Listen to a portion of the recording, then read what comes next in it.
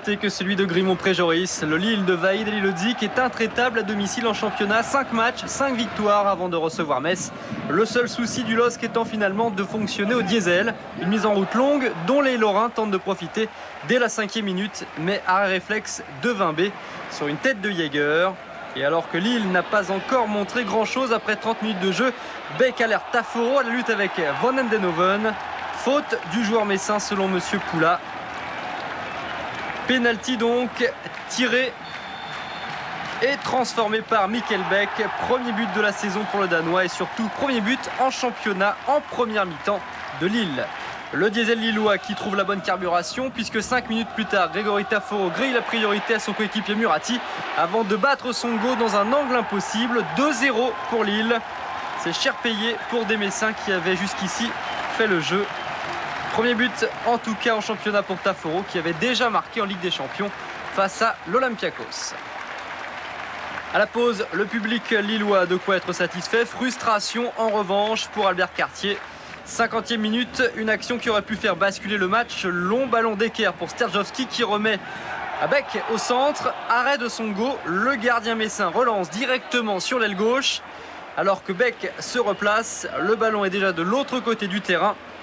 Volée de Baticle sur le poteau. On est passé en quelques secondes d'un presque 3-0 à un potentiel de 1, mais cela ne veut pas sourire pour les Messins qui se frottent à une défense lilloise à 5, sans Pascal Sigan qui semble en froid avec Vahid Halilhodžić.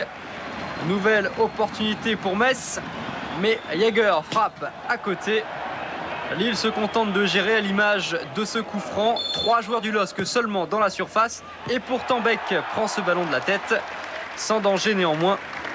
Dans la continuité à nouveau, sortie périlleuse de Vimbé sur ce long dégagement. Mais Gérald Baticle manque son crochet et commet une faute. Toujours 2-0 à Halilhodžić serein malgré les absences de Bakary et Boutoual.